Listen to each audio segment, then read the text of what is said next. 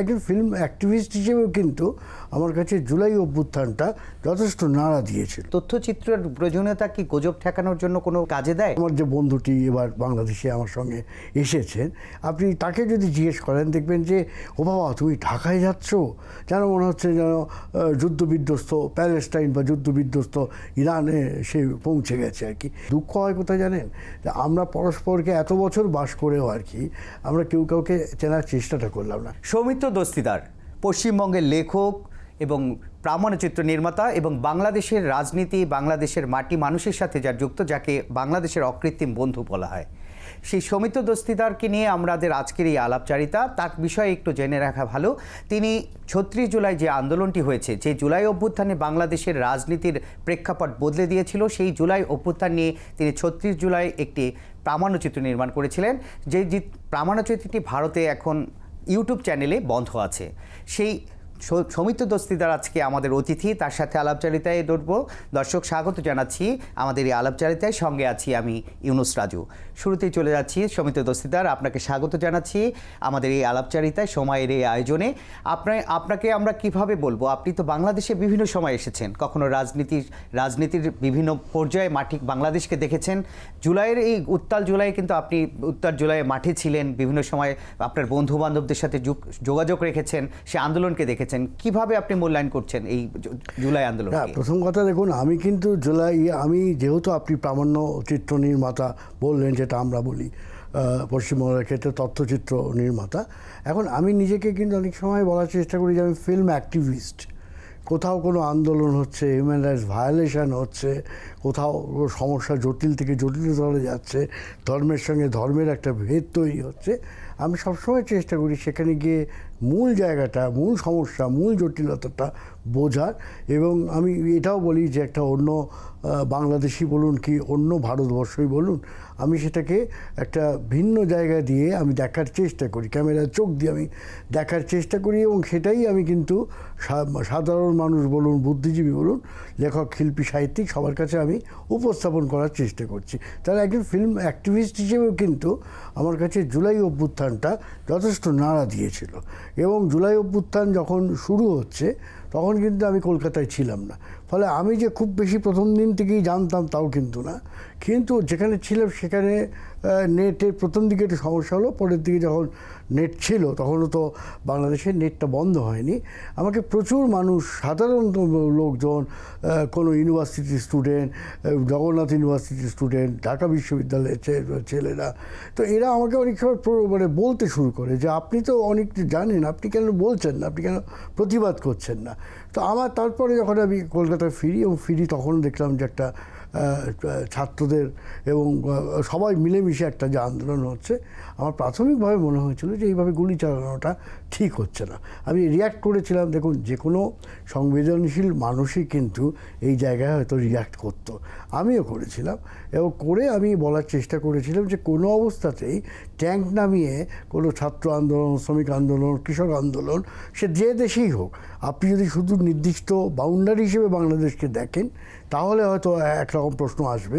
কিন্তু যে দেশেই আমি মনে করি যে গণতন্ত্রের এরকম একটা মৃত্যু, এটা চোখের সামনে দেখা আমার পক্ষে খুব ভালো লাগেনি। আমি তখন রিয়্যাক্ট করেছিলাম আর কি। এই রিয়াকশানেরই পরবর্তীকালে আমার মনে হচ্ছিল যেতে হবে। কিন্তু আমি এসেছিলাম, আমি যখন ধরুন ঘটনাচক্রে 5ই আগস্ট যখন শেখ হাসিনা চলে যান, পরেই আমি কিন্তু আসি। এসেও কিন্তু আমি কোথায় আমার প্রডিউসার নেই, কিছু নেই, এটা অন্য জায়গা, তখনও একটা ক্ষতচিহ্ন চারপাশে ছড়িয়ে ছিটিয়ে আছে। এই জায়গায় দাঁড়িয়ে আমি কিছু পুরনো বন্ধুদের সঙ্গে যোগাযোগ করি এবং তারা সবাই সাংবাদিক, লেখক ইত্যাদি, তারা কেউ পলিটিক্যাল অ্যাক্টিভিস্ট নন। তাদের বলি ভাই আমাকে অন্তত একটা ক্যামেরা দাও, সেই ক্যামেরা দিয়ে আমি কিছু তুলে রাখি। গ্রাফিতি আমার দারুণ লেগেছিল আর কি। এইবার যখন আমি ইনফ্যাক্ট বাংলাদেশ সফরে আসি, আমার সঙ্গে কলকাতা আমার খুবই পুরনো বন্ধু, আমার স্কুলের বন্ধু, সেও এসছে। ফলে সেও কিন্তু এই এতদিন পরেও কিন্তু সে মুগ্ধ হয়ে এই গ্রাফিতিগুলো দেখছিল আর কি। স্যার, আরেকটা বিষয়, আপনি জুলাইয়ের উত্তাল আন্দোলনের কথা বলছেন, আপনি কাছ থেকে দেখেছেন 5 আগস্টের পরবর্তী সময়গুলো। তো এই যে আন্দোলনের যে প্রেক্ষাপট, আসলে গণতান্ত্রিক যাত্রায় তো বিভিন্ন সময় তো অভ্যুত্থান হয়, অভ্যুত্থান থেমে যায়, যে স্পিরিট নিয়ে আসলে এই বাংলাদেশকে ছাত্র জনতা তখন বলবার চেষ্টা করেছে যে এটি একটি মানে অভ্যুত্থানের মধ্যে দিয়ে তারা নতুন বাংলাদেশ বিনির্মাণ করতে চায়। সেই সময় আমরা দেখেছি যে ভারতীয় গণমাধ্যমগুলো, বিশেষ করে ভারতীয় গণমাধ্যম, সামাজিক যোগাযোগ মাধ্যম ছেড়ে গণমাধ্যমগুলো কিন্তু তারা বিভিন্ন সময় অপতথ্য, কিছু তথ্যকে বানিয়ে গুজব ছড়িয়েছে। তো সেই বিষয়ে আপনার এই কেন এই তথ্যচিত্রের প্রয়োজনীয়তা কি গুজব ঠেকানোর জন্য কোনো কাজে দেয়? না, কাজে তো দেয়। দেখুন, এই যে অপতথ্য আপনি যেটা বললেন, সেটা শুধু অপতথ্য নেই। এক্ষুনি আমি বলছিলাম আপনাকে, এতদিন পরেও ধরুন একটা সরকার এখন স্থায়ীভাবে আছে এবং একটা চলছে, বাংলাদেশ তো চলছে, কিন্তু যদি আপনি সাধারণ ক্ষেত্রে, নিশ্চয়ই আমি বলবো না সবাই আর কি, কিন্তু এই আমার যে বন্ধুটি এবার বাংলাদেশে আমার সঙ্গে এসেছেন, আপনি তাকে যদি জিজ্ঞেস করেন দেখবেন যে ও বাবা তুমি ঢাকায় যাচ্ছ, যেন মনে হচ্ছে যেন যুদ্ধবিধ্বস্ত প্যালেস্টাইন বা যুদ্ধবিধ্বস্ত ইরানে সে পৌঁছে গেছে আর কি। এই যে একটা ধারণা তৈরি করা হয়েছে না, সেই ধারণাগুলো ভাঙার জন্যে সত্যি তো আমার একটা ইচ্ছে আছে। কেন আমি দেখবেন তখনও আমার ছবিও যদি আপনারা দেখেন, তখনও আমি লেখাতেও বলেছিলাম, আমি পডকাস্টে বলেছিলাম, আমি ছবিতে বলার চেষ্টা করছি যে একটা দেশ কখনো জঙ্গি হয়ে যেতে পারে না। দেশের মানুষ নিশ্চয়ই, অন্তত আমি বিশ্বাস করি বেশি সংখ্যক যে সাধারণ মানুষ, আমি বাংলাদেশের কথাই বলছি, যে বা ভারতের ক্ষেত্রেও যদি আপনি দেখেন, বেশি সংখ্যক মানুষ কিন্তু সবাই টেররিস্ট হয়ে যাচ্ছে, সন্ত্রাসবাদী হয়ে যাচ্ছে। এই জায়গাগুলো আমার কাছে একটা, আমি তো বাংলাদেশকে চিনি এক, এবং পরবর্তীকালে আপনি যখন বলছেন যে আমি এত সাধারণ মানুষ, আমি সিলেটে গেছি, আমাকে বুয়েটের ধরুন অ্যালুমিনি থেকে আমাকে সম্বর্ধনা দেওয়া হয়েছে, অকৃত্রিম বন্ধু বলা হয়েছে, এবং আমি আপনাকে এক্ষুনি সিলেটের কথা বললাম, বা বিভিন্ন জায়গায় আপনি খোঁজ করে দেখেন, সাধারণ লোক একদম, তারা কিন্তু কোথাও কোনো রাজনীতির জায়গাতেই নেই। তারা বলেছেন আমরা মসজিদে গিয়েছি, আপনার জন্য প্রার্থনা করেছি, আমি এয়ারপোর্ট থেকে আসছি, তখন আমাকে একজন পুলিশ অফিসার বলেছেন আপনি সৌমিত্র দস্তিদার, আমরা আপনাকে কিন্তু সত্যি অন্যরকমভাবে দেখি।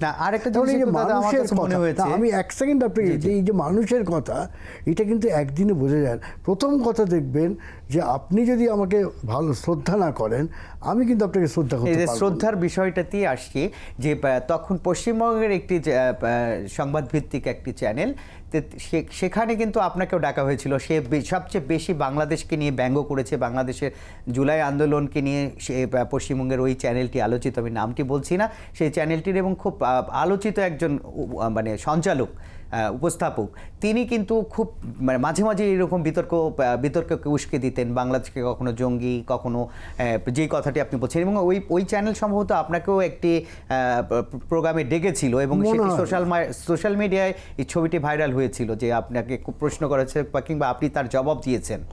না, আমি হয়তো কোনো মানে হঠাৎ কেউ হয়তো আমাকে এ করেছে বলেছে, কিন্তু আমি কিন্তু খুব সাধারণভাবে যখন যারা তীব্র আক্রমণ করছেন, এমনকি তারা এটাও বলছেন যে, তারপরেও বলছেন যে বাংলাদেশের মানুষকে ধমকে তারা বলছেন যে আপনারা কথা বলবেন না, আপনারা তো 400 টাকা দিয়ে আলু খান। তো আমি যেহেতু আমার বাংলাদেশের সমস্ত জায়গাতেই, সমস্ত জেলাতে, উপজেলাতে কিছু কোনো না কোনো বন্ধু আছে, আমি বললাম যে 400 টাকায় তোমরা আলু খাও না, কি বলছে খুব বেশি হলে 40 টাকা। তো এই যে জায়গাগুলোতে আমি কিন্তু অন্তত জ্ঞান তো যায়নি, বরং আপনি শুনুন, আমি তো তার পরবর্তীকালে আমাকে অনেক লেখক, শিল্পী, সাহিত্যিক, আমাদের বন্ধুবান্ধব, ধরুন সংবাদ, মেন স্ট্রিম সংবাদ মাধ্যম, তারা কিন্তু আমাকে যতটা পারে আর কি তারা অ্যাভয়েড করতে চান, এখনও পর্যন্ত অ্যাভয়েড করতে চান তারা। এবং তাদের কাছে কোথাও একটা মনে হয়েছে যে এই মুহূর্তের বাংলাদেশও হচ্ছে, শোনেন আমি ঢাকা ইউনিভার্সিটিতে বসে আছি, তখন আমার এক বন্ধু এসেছিল, কলকাতার বন্ধু, তাকে মেসেজ করা হচ্ছে তখন ওই অগস্টের পরে পরে যে ঢাকা ইউনিভার্সিটিতে নাকি তালিবান পতাকা উঠছে। এই যে গুজব, আমি যেটা বারবার বলার চেষ্টা করি, শুনুন আমাদের মূল সমস্যাটা কোথায় জানেন? মূল সমস্যাটা হচ্ছে কিন্তু আমরা পরস্পরকে চিনি না বা চিনতে চাই না আর কি। এইটা আমার কাছে মনে হয়েছে সবচেয়ে সমস্যা, জটিল হয়েছে যে কেউ কাউকে চিনে। এবারও আপনি যদি সোশ্যাল মিডিয়াতে ধরুন আমি একটা খুব সামান্য একটা ছবি যদি পোস্ট করি, সেখানেও আমাকে যেভাবে বাপ্পাবন্ত করা হয় আর কি, যারা বাপ্পাবন্ত করছে তারা কিন্তু জীবনে কোনোদিন বাংলাদেশে আসেননি। আরেকটা জিনিস সবিতা দস্তিদার আপনার কাছে আরেকটু জানতে চাই, যেটাই হচ্ছে আমরা দেখেছি যে তখন শুধুমাত্র যে মূলধারার গণমাধ্যম একটির কথা যেটি বলছিলাম, সেই গণমাধ্যমটি, সেই টেলিভিশনটির শুধু না, আমরা সামাজিক যোগাযোগ মাধ্যমে বিপুল পরিমাণ লাখ লাখ মানে কমেন্ট, বাংলাদেশ বিরোধী কমেন্ট কিংবা এ পাশ থেকে ভারতেরও তাদের জবাব দেওয়া, তো এক ধরনের তথ্যের লড়াই কিন্তু ছিল, তথ্যযুদ্ধ ছিল। তো সামাজিক যোগাযোগ মাধ্যমে এরকম তথ্য লড়াই, মানে এরকম ভুল তথ্য বা অপতথ্য যখন ছড়ায়, তখন তো দুই দেশের সম্পর্কে তো ফাটল ধরে। তো সেক্ষেত্রে কি মূলধারার গণমাধ্যমগুলোর আসলে দায়িত্ব বেশি থাকা উচিত, বা মূলধারার গণমাধ্যমের ভূমিকাটা কীরকম হওয়া উচিত? দেখুন, আপনি যদি নোম চমস্কি পড়েন, এটা তো আপনি তো দীর্ঘদিন আপনি মিডিয়াতে আছেন, ফলে আপনি এগুলো জানেন যে এইটা তো একটা ট্রেন্ড তৈরি করা হচ্ছে। নানা রকম মেন স্ট্রিম মিডিয়া কারা চালায় বলুন? মেন স্ট্রিম মিডিয়ায় যে আমি কথা বলছি, আপনি আমাকে অ্যালাউ করছেন, অন্য জায়গায় হয়তো কেউ অ্যালাউ করতে পারে, কেউ করতে পারে না। কেন? তাদের একটা নিজস্ব নিয়ম নীতি থাকে আর কি। সোশ্যাল মিডিয়া যেটা হয়েছে, সোশ্যাল মিডিয়া যেটা আপনাকে এক্ষুনি আমি বলার চেষ্টা করছিলাম, সেটা হচ্ছে এই যে নানান অপতথ্য, তার কারণটা তো এইটাই, যে কারণটা হচ্ছে পরস্পরকে জানার জন্যে। প্রথম কথা হচ্ছে, ধরুন আমি যদি আপনার সম্পর্কে কথা বলি, প্রথম কাজ হবে আমার আপনার সম্পর্কে একটু হোমওয়ার্ক করা, এবং সেই হোমওয়ার্কটা করতে গেলেও কিন্তু একটা আপনাকে রেসপেক্ট করতে হবে, যে আপনি ইউনিস রাজু দীর্ঘদিন ধরে মিডিয়াতে আছেন, কী কী কাজ করেছে। আমি যদি প্রথমেই ধরে নিই একটা স্নব জায়গা থেকে, উন্নাসিক জায়গা থেকে, যে এ আমাকে কী প্রশ্ন করবে, একে কোনো উত্তর দেওয়ার কিছু নেই। তো এই যে স্নবারিটা, এই স্নবারিটাও অনেক সময় আমাদের খুব ক্ষতি করে।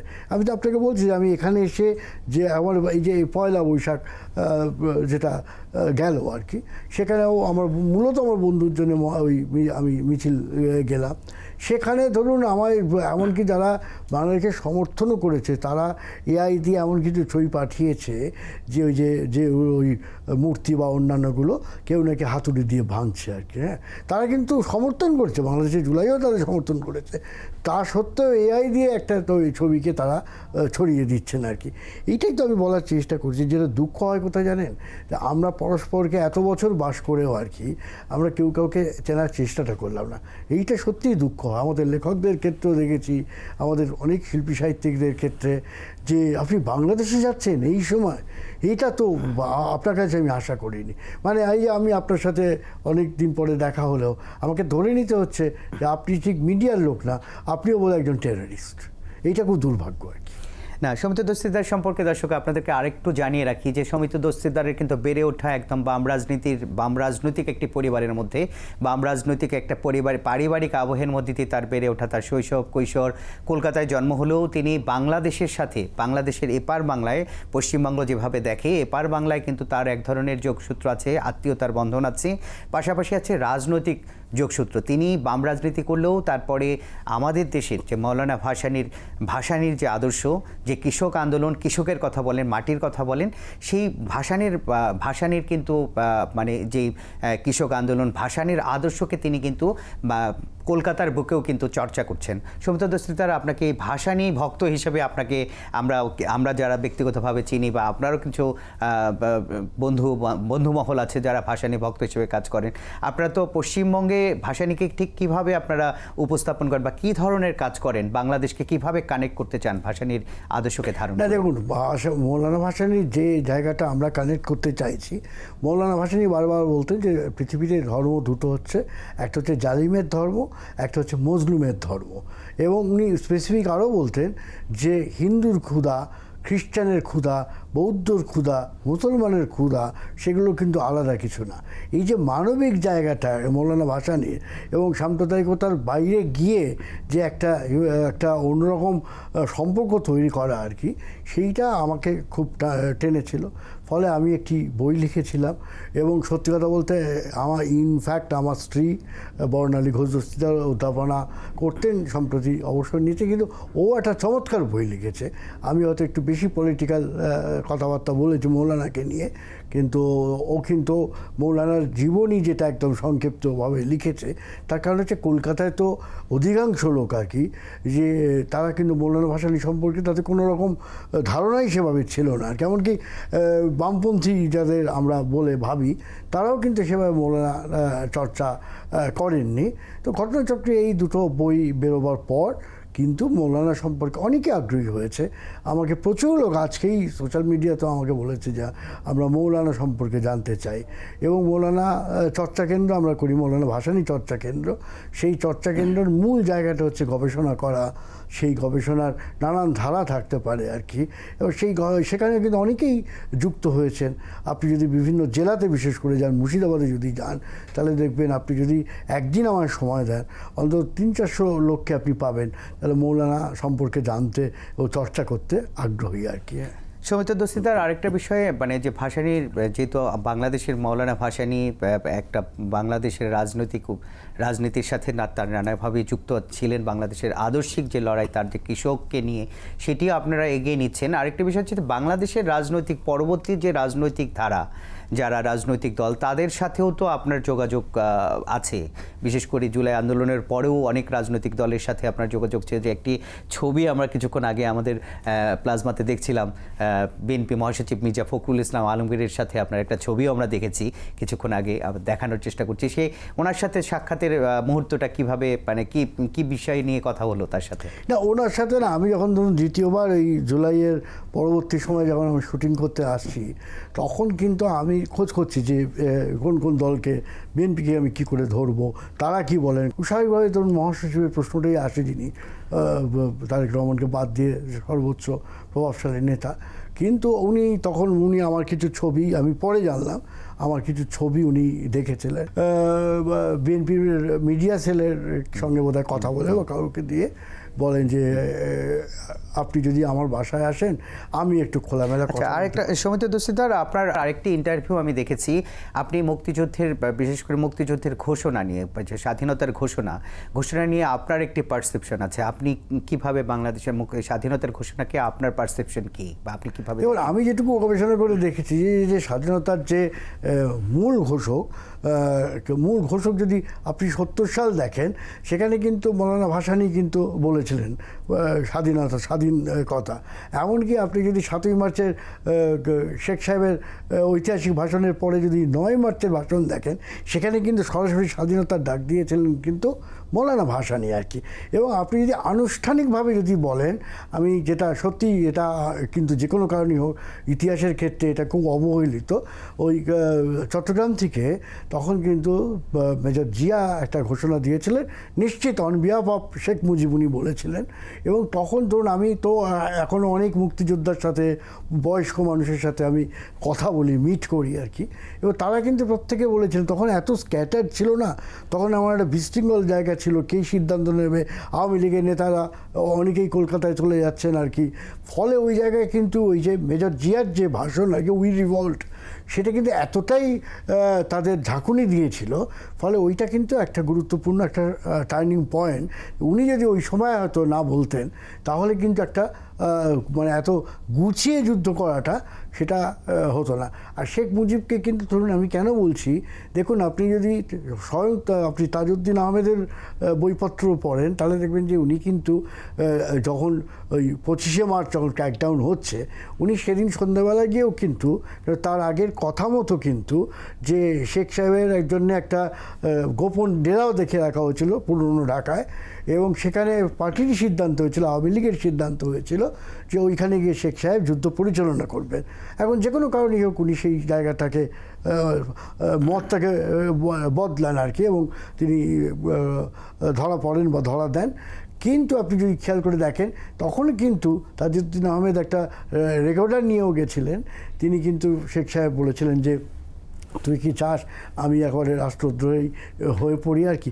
আমার মনে হয় আপনি যদি এগুলো নিয়ে এত দলিল দস্তাবেজ আছে না, আপনি যদি খোঁজ করেন, বোধ হয় কোথাও একটা ওই সময় যে কোনো কারণেই হোক শেখ সাহেব একটু দোদুল্যমান অবস্থাতে ছিলেন, যে একদম সরাসরি অস্ত্র নিয়ে যুদ্ধ হবে না, এখনও একটা আলোচনা কোনো। আমরা একদম শেষ পর্যায়ে চলে আসছি। আপনাকে একটু জানতে চাই যে এখন খুব সামনেই 23 তারিখ থেকে পশ্চিমবঙ্গের বিধানসভার ভোট হতে চলেছে।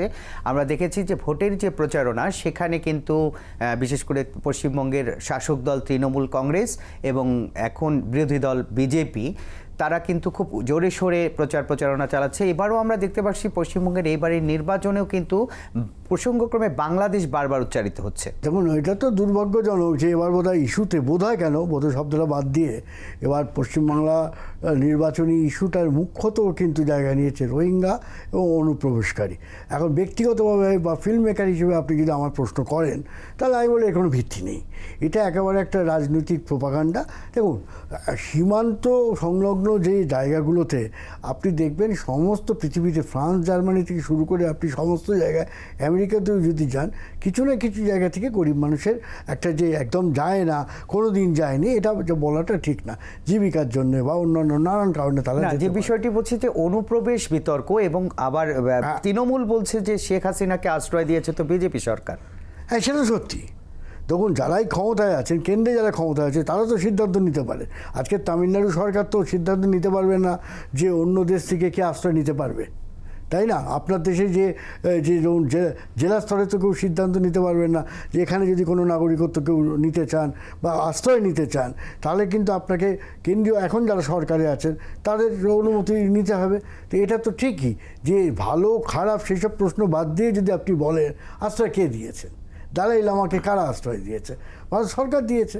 সুতরাং এটা তো কোনো রাজ্য সরকার সত্যি কিছু করতে পারবে না। নতুন সরকার এসেছে এখন বাংলাদেশে, বিএনপি সরকার গঠন করেছেন, প্রধানমন্ত্রী এখন তারেক রহমান। তো আপনারা ভারত বাংলাদেশ সম্পর্ক বা কলকাতার সাথে বাংলাদেশের সম্পর্ক, ঢাকার সম্পর্ক, সেই জায়গা থেকে আপনার কি প্রত্যাশার জায়গাটা কি, আপনি কেমন করে দেখতে চান? না, আমি তো অবশ্যই দেখুন, আমি তো প্রথম থেকে সব জায়গায় যেটা বলার চেষ্টা করি, এখানেও বললাম আপনাকে যে জনগণের সঙ্গে জনগণের সম্পর্কটা কিন্তু দৃঢ় হওয়া দরকার।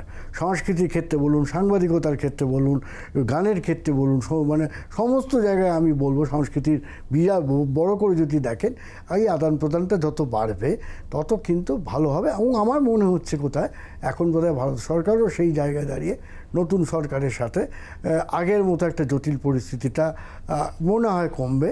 আমি আশা করবো, দেখুন আশাই তো আমরা বেঁচে থাকি। চুল তো সাদা হয়ে গেল, আজ আছি কাল নাও থাকতে পারি, কিন্তু বেঁচে থাকবো কিন্তু আশা নিয়েই যে কেউ যেন আপনার দিকে আঙুল তুলে অনুপ্রবেশকারী বা টেররিস্ট না বলে।